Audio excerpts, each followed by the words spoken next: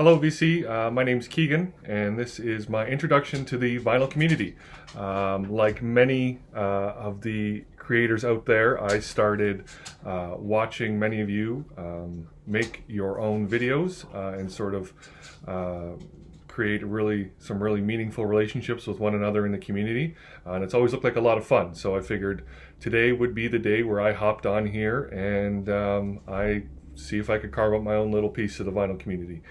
A little bit about me. I'm from Ontario, Canada, and I'm mostly into jazz and blues and soul.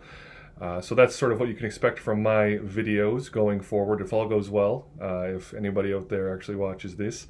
Yeah, so I just want to get on here and use Miranda Holter's Push to 400 contest as sort of my introductory video. I know because I'm from Canada, shipping prices are absolutely crazy, so I will be disqualified because of that portion of the contest. However, I still wanted to get on here and do my part in pushing Miranda to 400 subscribers. Yeah, so the contest basically just asks to show your favorite finds. Miranda found some really cool records in a pawn shop for $1 each, and so I guess that was sort of the inspiration behind this contest. Yeah, so I sort of picked 5 records, I think there's 5 here, that are my favorite finds because of the music, but also, like many of us, I love a good deal. So I'll tell you a little bit about the records, where I got them, and why they were such great deals. Yeah, so first up, I have Tragically Hip, their debut album. I picked this up at a record store in Montreal, Quebec. And it's sort of, I love the Tragically Hip, as you can see from my name here, as I come from downtown from their song Grace 2, was sort of the inspiration. But, yeah, so their albums can be quite pricey. There it is on the MCA label. They can be quite pricey when you find them, and if you can find them, that is because they are quite rare. So the cool thing about this album, what made it such a really cool find, besides it being a Tragically Hip album, was that it actually came with a press kit. So you have a little bio there on the Tragically Hip, and it also came with a photo of the band, a nice glossy photo. There it is there. Yeah, and I think I only paid like $20 for it, and everything is in absolutely perfect condition. I had to, keep double checking to make sure that that's actually what I had found, because I couldn't believe it for that price. I was able to find it. Next up is my all-time favorite soul artist, Otis Redding. This is Otis Redding's Complete and Unbelievable Dictionary of Soul on the Stax label. There it is there. Stax. So this record I found at a record store here at a record show here in my city.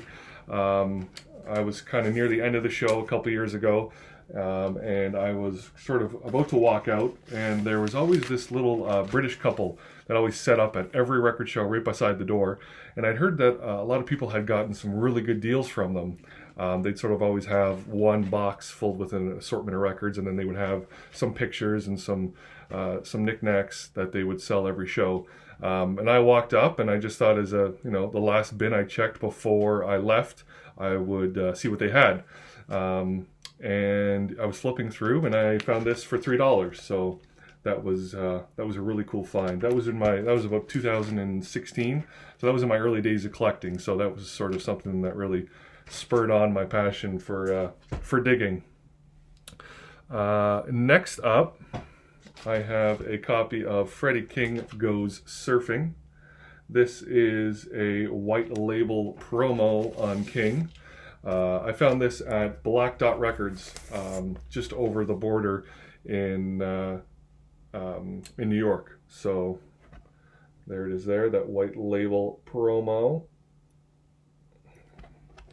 So being a huge Freddy King fan, his earlier albums are really hard to come across. So to be able to find that was really exciting. And I had been looking through the blues bins in the record store, and I hadn't really found anything of interest. and I was sort of just, you know, flicking through, getting ready to leave, and I thought, oh, maybe I'll just check the rock and roll section.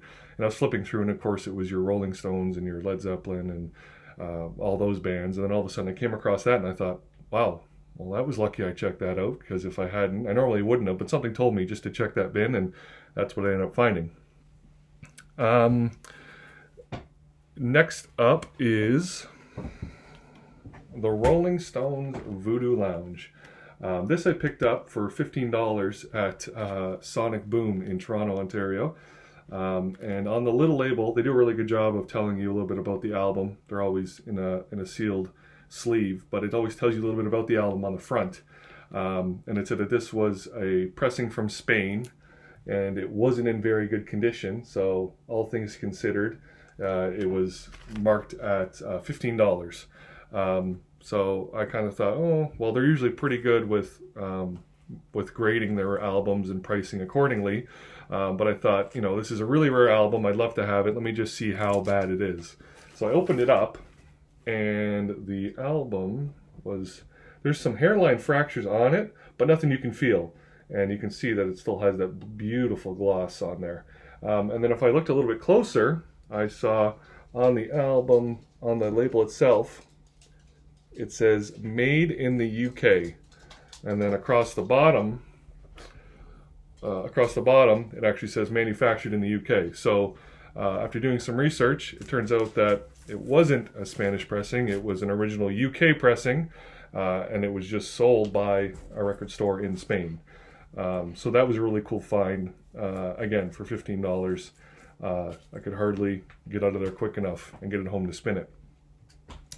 And then last but not least, I have this sealed copy of Soundgarden, Bad Motor Finger. I got this for $20 at a, well, it's not really a record show. It's a guy he calls his company Campus Discs.